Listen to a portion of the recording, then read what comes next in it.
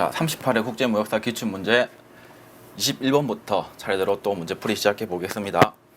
21번 관세법상 관세징수와 관련된 설명이다. 다음 중 잘못된 것은 1번 세관장은 납세무자가 납부하여야 할 세액이 1만원 미만인 경우에는 징수하지 아니한다. 이 경우 수입신고 수리를 관세 납부를 본다. 1번은 맞는 내용입니다. 그리고 2번 관세를 납부기한까지 완납하지 아니하면 그 납부기한이 지난 날로부터 체납된 관세에 대하여 100분의 3에 해당하는 가산금을 징수하고요.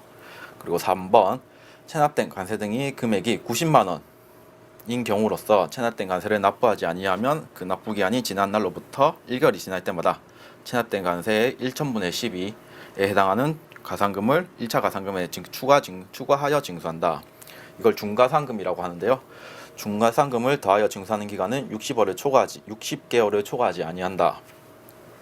3번이 틀린 내용인데 체납된 관세가 100만원 미만은 중가상금이 비적용됩니다. 문제에서 막 90만원이 아니고 110만원 이랬으면 3번도 맞는 내용이겠죠. 그렇기 때문에 3번이 틀린 내용이고 4번 여행자 휴대폰에 대한 관세는 그 물품을 검사한 공무원이 검사 장소에서 현장 수납할 수 있습니다. 정답은 3번이 틀렸고요. 관세 납부기한 한번 싹 정리해보죠. 그 전에 납부기한이랑 똑같은 거 띄어드렸을까 봐서 여러분들 이거는 봤으니까 좀 쉬다 봐야 되겠다, 안 들어야 되겠다 이렇게 생각하지 마시고 조금씩 다 변경되어 있거든요. 문제에 맞게 한번 보시죠. 신고 납부 납세 신고 수리로부터 15일, 부가고지 납세 고지를 받은 날로부터 15일입니다. 수입 신고 전 즉시 반출 신고는 수입 신고일로부터 15일이고요. 수리 전 납부할 수 있고요. 월별 납부기한이 동일한 달에 속하는 세액에 대하여는 동기간에 속하는 달의 말일까지 일괄하여 납부하게 할 수 있다. 그리고 현장 납부, 검사한 공무원이 검사 장소에서 관세를 수납할 수 있다. 그리고 징수금액의 최저 1만원 미만인 경우에는 징수하지 아니하고 이 경우 수입신고 수리를 납부일로 본다. 납부기한 그리고 가산금 보시죠. 1차 가산금, 그러니까 납부기한까지 이때까지 내야 되는데 넘겨버린 경우 가산금이 부과됩니다. 3%. 그리고 지난날부터 납부기한이 지난 날부터 1개월이 지났는데 또 안 내. 그러면 중가상금이라고 가산금에 더해서 중가상금이 부과가 되게 되는데 중가상금은 관세의 1.2% 1000분의 12가 되고요. 근데 보시면 100만원 미만인 경우에는 비적용하고 그리고 그 기간도 60개월까지만 부과하게 됩니다. 부과하는 기간이 이렇게 정해주고 이제 비적용까지 국가에서 수입하는 거 아니면 우편물 같은 경우에는 관산세가 비적용된다는 거 이렇게 납부기한 연결해서 가산금까지 정리해 두시고 22번 보도록 하겠습니다. 다음 보기 안에 들어갈 용어로 옳은 것은 납세무자가 과세가격 결정에 착오가 있어 신고 납부한 세액에 과소한 것을 납세 후 2년 경과된 시점에 알게 되었다면 이를 시정하기 위해 납세무자는 과소 납부한 세액에 대해 수정 신고를 할 수 있습니다. 정답은 4번. 그 신고 납부 세액의 정정 같은 경우에는 납부를 했는지, 납부하기 전인지, 그리고 가다한지, 가소한지, 그리고 기간이 납부한 날로부터 얼마나 지났는지에 따라서 차이가 있거든요. 말 그대로 신고만 해놓고 수리가 안 됐어. 그러니까 신고만 해놓고 납부를 안 했어. 그런 경우에는 정정. 이런 경우에는 가부족, 부족이든 가다든 다 가능하고요. 이거는 정정한 후에 이제 납부할 때 납부하면 되네요. 납부기한은 납부 전. 그리고 보정은 보정 수정은 둘 다 부족한 경우입니다. 그 관세가 부족한 경우에 그 납부한 날로부터 6개월 이내였으면 보정을 할 수 있는데 이거는 납부기한은 다음 날까지. 그리고 수정은 보정 기간이 지났죠. 6개월 지난 이후부터 수정을 할 수 있는데 이것도 납부기한은 다음 날까지. 수정 신고한 날의 다음 날까지 납부하도록 되어 있습니다. 그리고 경정 같은 경우에는 가다니까 5년 이내에 가능하거든요. 이런 경우에는 납부기한이 따로 없고 세관장이 2개월 이내에 맞다, 틀리다 이렇게 통지하도록 되어 있습니다. 정정, 보정, 수정, 경정, 그리고 가다, 가소, 그리고 납부기한도 봐주시고 기간도 봐주시고 보정하고 수정하고가 좀 많이 헷갈리실 수 있는데 이런 부분들 정확하게 헷갈리지 않게 정리해 두시면 될 것 같습니다. 따라서 답은 4번이고요. 수정신고 2년이 지났죠. 보정기간이 지났으니까 수정신고를 하게 됩니다. 그리고 신고 납부기한은 다음 날까지, 수정신고한 날의 다음 날까지. 자, 23번. 관세법상 관세징수권의 소멸시효 중단의 사유에 해당하는 것을 모두 나열한 것은, 답은 4번입니다. 다 소멸시효 중단 사유에 해당하거든요. 보시면 제가 관세징수권부터, 관세징수권을 이를 행사할 수 있는 날로부터 5년, 근데 5억 원이 넘으면 10년, 이 징수권 소멸시효 기간이 되고요. 그리고 그 중단 사유를 보면, 제가 이거는 암기식을 딴 건데 경독 공고합 납통교 한 글자씩 다 따서 조합해 보면 이렇게 나오거든요. 어디 있는 공고인지는 모르겠습니다. 경독 공고가 이런 공고 앞에 납통교가 있다네요, 다리가. 그래서 이렇게 암기식을 딴 거고, 정지 부분도 있거든요. 소멸시효의 정지, 이거는 분징체사. 그리고 소멸시효 정지 부분에, 소멸시효에 관하여 규정한 것에 제외하고는 민법에 따른다는 것까지. 이렇게 중단하고 정지하고 어떤 차이가 있는지 보시면 이렇게 기간이 있습니다. 이게 소멸시효가 완성되는 부분인데, 이렇게 쭉 소멸시효가 진행되다가 이때 만약에 중단 사유가 났다고 합시다. 이때 뭐 낙세 고지를 했다, 세관에서. 그렇게 되면 중단은 이전 거를 무효화하고 다시 이때부터 처음부터 다시 소멸시효가 진행되는 겁니다. 무슨 뜻인지 아시겠죠? 근데 정지 같은 경우에는 소멸시효가 이때 완성된다고 치면, 이때 진행되고 있다가 이때 뭐 관세 분할 납부 기간 이때 했다. 그렇게 되면 잠시 멈춰 있다가, 그리고 이 사유가 끝나게 되죠. 분할 납부 기간이 지났거나 소멸하게 되면 다시 이때부터 시작되는 겁니다. 다시가 아니고 이때부터 이제 남은 거 진행되는 거죠. 그러니까 이 중단 정지 아시겠죠? 중단 같은 경우에는 그 사유가 발생되면 다시 처음부터 5년이든 10년이든 정지 사유가 발생되면 그 기간은 유효하고 이제 그 남은 기간부터 그 시효가 진행된다는 거. 정리됐을 거라고 믿겠습니다. 여러분들은 잘 하시니까. 자, 이렇게 경독공고 암납통교랑 분징체사 외워두시고, 24번.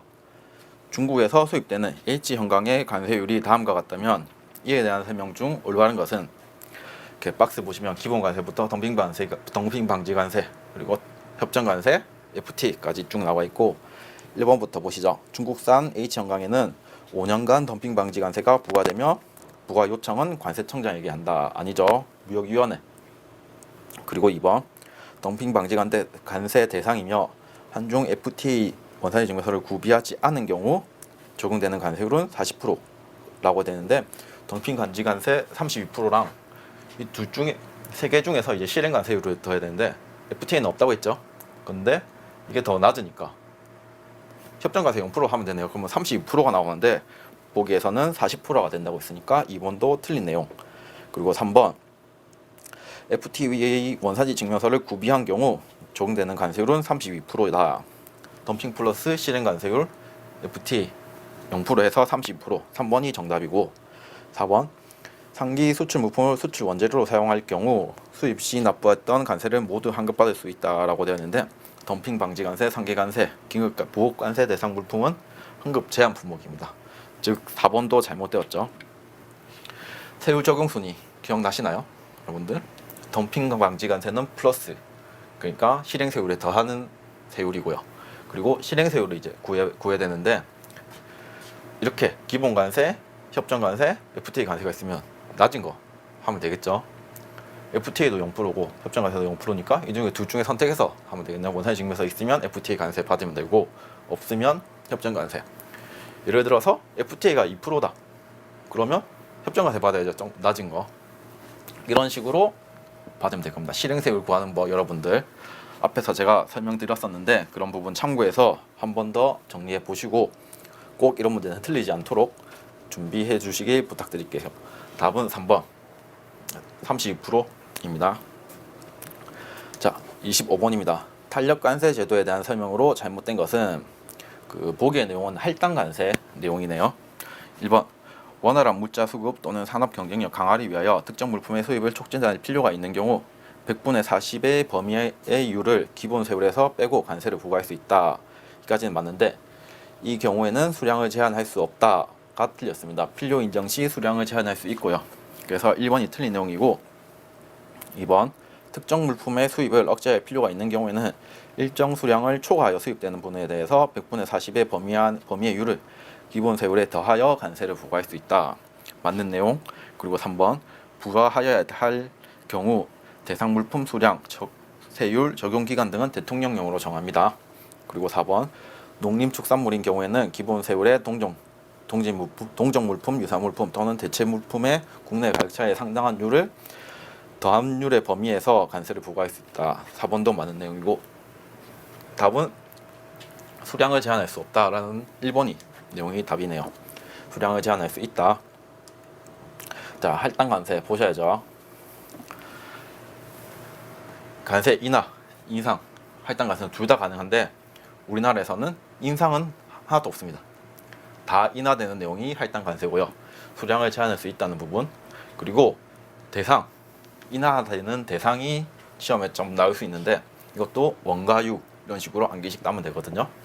원활한 물자 수급, 산업 경쟁력 강화를 위하여 수입을 촉진할 필요가 있는 경우 가격이 급등한 물품, 이를 원재료로 하는 물품의 국내 가격 안정을 위하여 필요한 경우, 그리고 유사 물품과 세율이 현저히 불균형하여 시정할 필요가 있는 경우, 원가유 같은 경우에는 관세를 인하할 수 있다.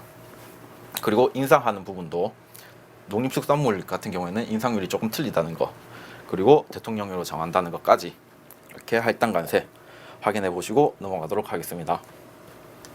자, 26번 캐나다로 수출된 제품에 클레임이 제기되어 해당 물품을 다시 수입하고자 한다. 재수입이네요. 재수입. 이와 관련된 설명 중 가장 적절한 것은 1번 수출된 제품이 해외에서 사용되지 않고 수출 신고 수리일로부터 3년이 아니고 2년입니다. 2년 내에 다시 수입되는 경우 재수입 면세를 적용받을 수 있다. 2년 내 수입되는 경우 재수입 면세 적용 가능하고요. 최초 캐나다로 수출 시 수출용 원재료에 대한 관세 환급을 받았더라도 재수입할 때 관세를 감면받을 수 있다. 환급 받았는데 감면 되나요? 안 되죠.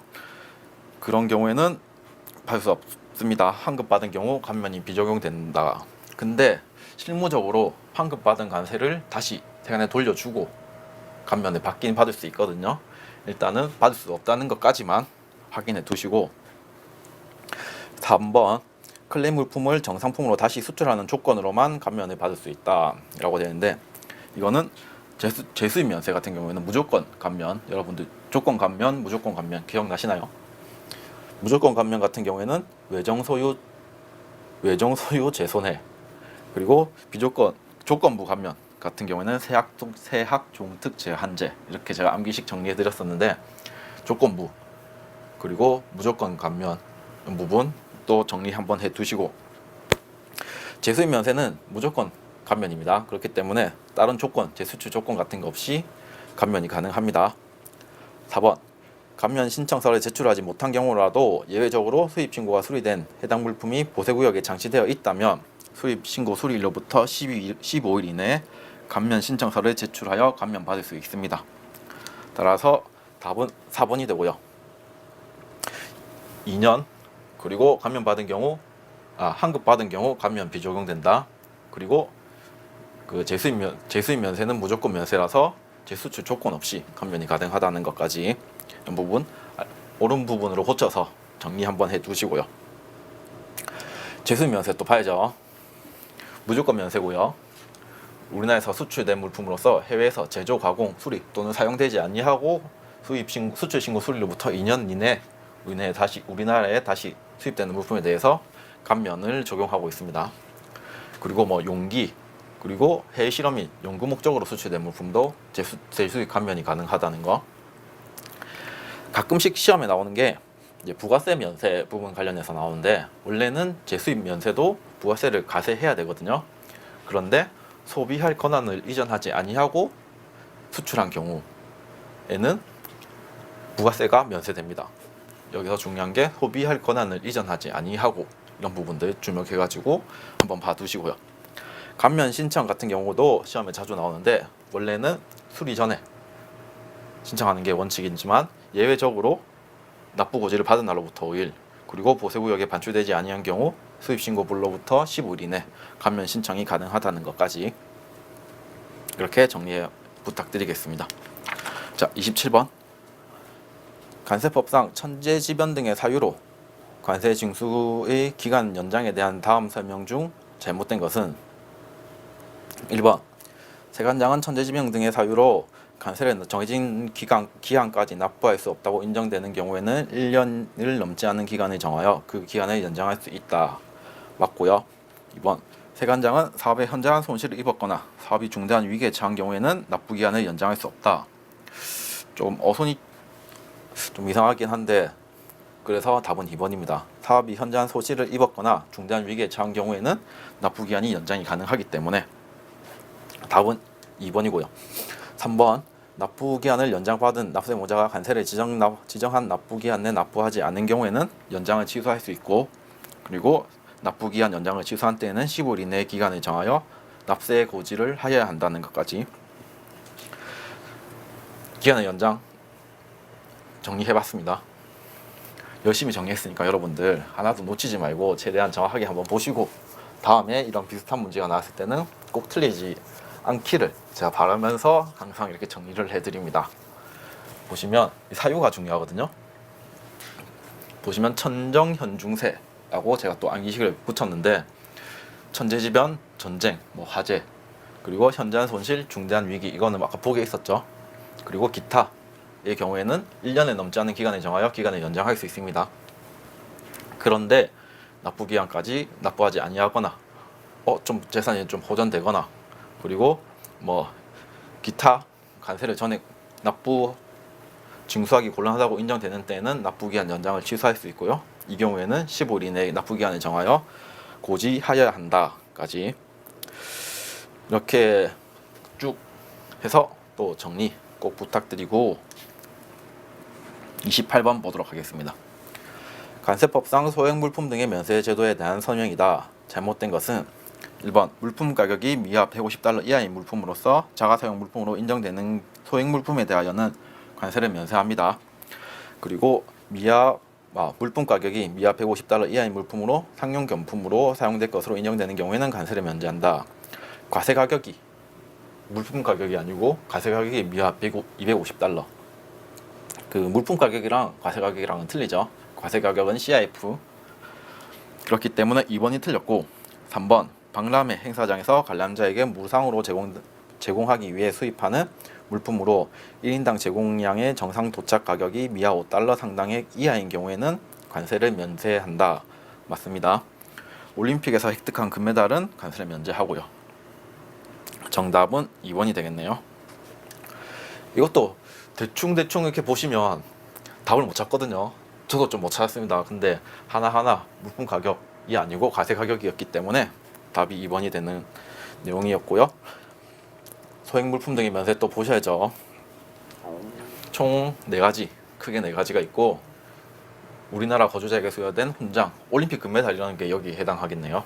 그리고 기록문서, 그 밖의 서류, 상용경품, 광고용품으로서 기획재정부령으로 정하는 물품인데 또 천상 250견 이렇게 해서 또 한번 암기해 보시고요.